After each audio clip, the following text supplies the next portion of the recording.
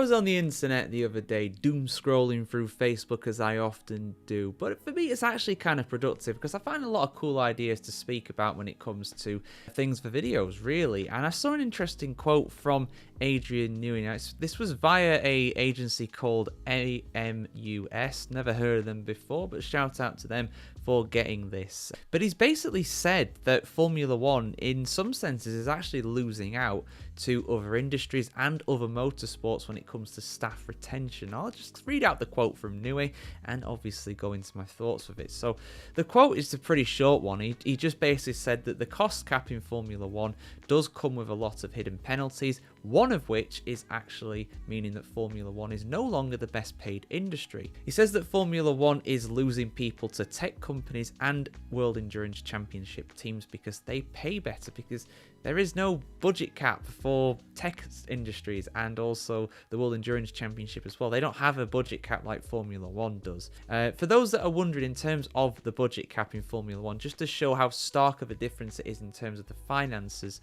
in Formula One, in 2023, the budget allowed in the budget cap was $135 million US, and before the budget cap was first brought in 2022, teams were spending upwards of $400 million a year. So that is slashed by over half effectively. Now, there are some exceptions to this, of course. I believe the top 3 highest paid employees of your Formula One team are exempt from the budget cap. So that is how the likes of Max Verstappen and Sir Lewis Hamilton have salaries in excess of $50 million, because they are so highly paid that they are one of the highest paid employees at those teams respectively. So they are exempt from the budget cap. They aren't factored into that calculations. But even with that in mind, the amount of money that teams are spending is significantly reduced compared to what it was.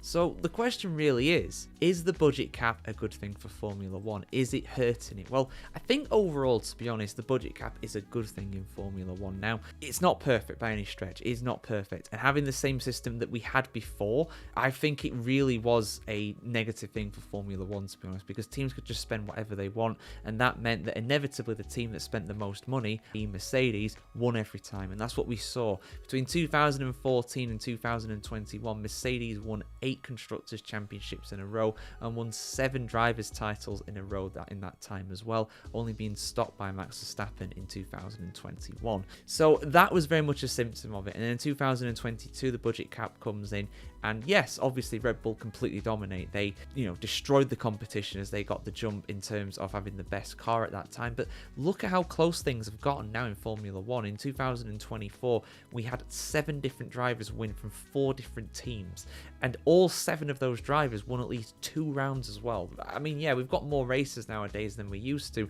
but that is breaking records. And in my mind, that was the most competitive season overall that we've seen since 2012, which is a very long time ago. It's pre V6 turbo hybrid era. You're talking back in the days of the V8s. Now, the negatives, of course, like Newey says, he's right.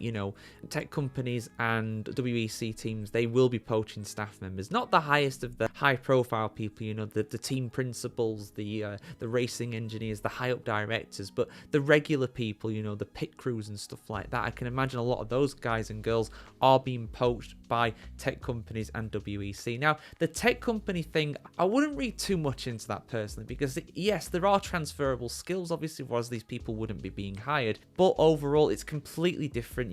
These are multi-billion pound and multi-billion dollar companies, it's completely different. Maybe that's happening more than what it used to, and that is more what he's referring to, but overall I wouldn't be too concerned by that. Losing people to WEC though, now that is quite concerning in a sense. Now, of course, the World Endurance Championship is very different. These are hypercars, these are high-end road cars that are souped up to do 6, 12, 8, 24-hour races around the world. It's a completely different discipline to Formula One, and therefore it's got a completely different attraction to Formula One as well. But the fact that in Newey's eyes, people are leaving for that series instead of Formula One in relative droves compared to what it used to be, I would be a bit concerned by that. But at the end of the day, I feel like there's no perfect solution to this, because I feel like having this budget cap is a healthy thing. Now, the alternative to this, of course, is that you could maybe raise the budget cap. And I believe the budget cap is being raised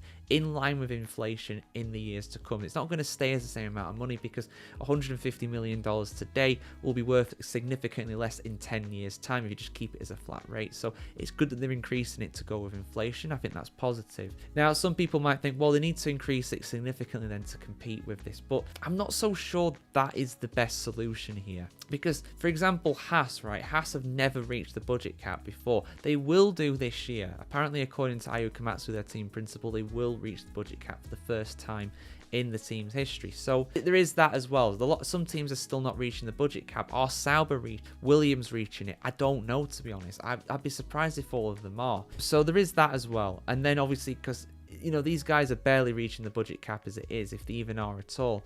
And then you've got the top teams, and then they can just spend way more. And then you're effectively almost in the same boat that we were before. Not quite as bad, because there is a limit, but still, you're preventing those teams further down the grid from being able to compete. It's fantastic in my mind that Haas can have the same spending power effectively. I mean, it's not perfect, because again, top three earners, effectively the two drivers and like their team principal, for example, usually they're exempt from the budget cap. They are not part of the calculation. But it's great that a team like Haas has the same spending power as the giants of Ferrari and Mercedes and Red Bull and McLaren. I think that's a good thing, and I think that can only be a good thing for Formula One.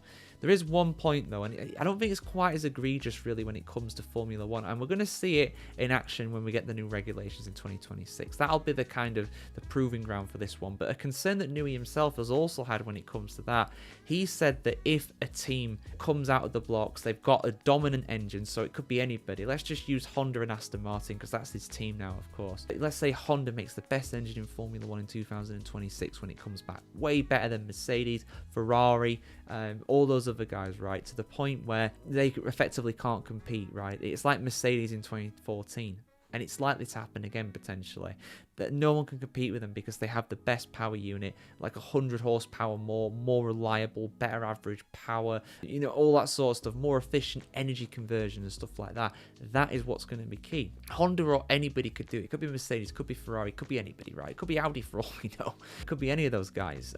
But to have it where a team is so far behind, or most of the teams are so far behind, and there's a budget cap, then unfortunately what could potentially happen is that because of the budget cap, and budget cap also applies to engine suppliers too, so even though Honda don't have a Formula One team, they have budget cap restrictions placed upon them.